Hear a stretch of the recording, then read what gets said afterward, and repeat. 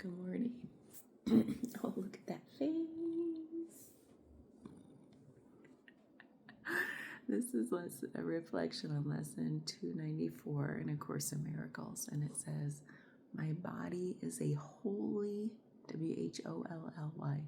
My body is a wholly neutral thing. My body is a wholly neutral thing.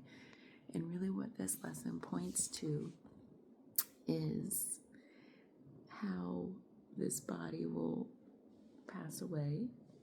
It is here for a short time as a tool, as a vehicle, something to be used while we're here, and nothing more than that. It'll go away, we'll still continue on. It reminded me of how this whole book tries to point to nothing is permanent, everything's changing, and also that there's something to our existence that is beyond the physical. We are more than this. And it's to me this lesson had a this too shall pass kind of vibe. Whatever's going on, whatever suffering we're attributing to the body, like illness, recognizing that even that won't last, as hard as it is. And there's something bigger that we are. And so we don't have to apply labels like good and bad, pleasant, unpleasant, being with, oh, I love my body, oh, I hate my body, these extremes, these desires and aversions, attachments, whatever, to the body. It's just a tool, what we're using while we're here. It's a great tool, and it's going to be gone someday, and that's okay. So it was just kind of a simple lesson. I'm just it kind of made me think, as I was thinking about it yesterday, I've been doing different meditations, and a lot of times these meditations are so calming that it feels like my body just disappears. I don't even have a body. So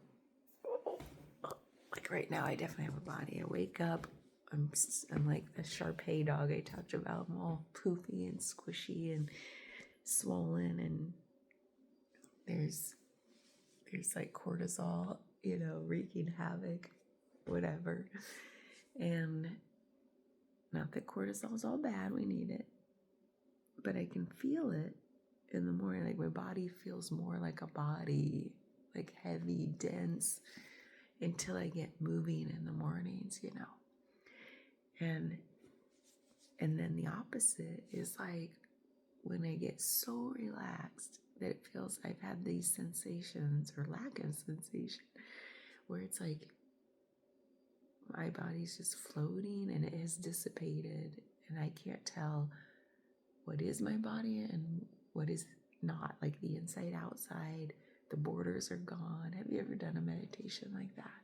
Or just gotten so still, it's where'd my body go? You just feel like you're a cloud of thought.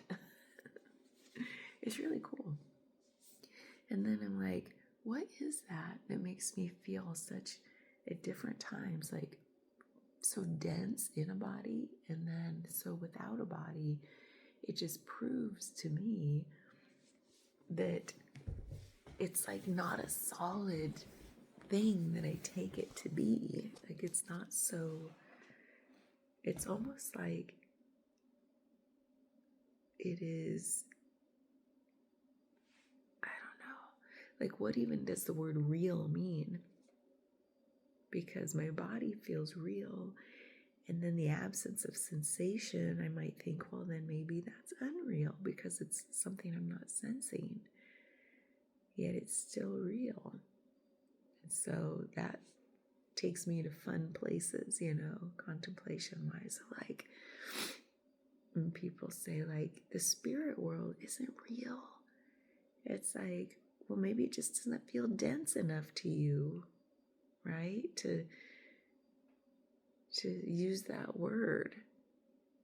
But it doesn't mean it doesn't exist in some way for some people, right? So it really opens up, it kind of keeps my mind open to all the different manifestations of experience that we each tap into at one point or another. And even that's constantly changing, just like the feeling of having a body and not having a body, right? Feeling good in my body, feeling really bad in my body. It's constantly changing. And so a lot of our like tension in the body is like there as protection, because it doesn't, something in us doesn't want to feel the bad stuff. And so we tighten up. We're like, oh, this again. And that just creates more. It's like a perpetual cycle of tension in the body. So that's why I like doing this body scan type of meditation, especially right before bed when you're laying there. And it's like going through and really bringing attention to each part of the body. Bringing attention, you really can help it soften and let go. And that letting go is like an opening. And there's no need to protect. We're fine. We're safe. The body is resilient without us trying to even unintentionally clamp it down, make it more dense.